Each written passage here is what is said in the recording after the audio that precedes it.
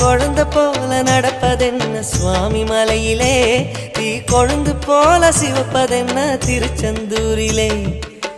குழந்தை வேலன கொஞ்சி விளையாடலாம், கோபக்கார குமரன எப்படித்தான் ஆடலாம். குளத்தை போல மனசு கலங்குது, குமரா தெளிய வச்சா ரொம்ப நல்லது.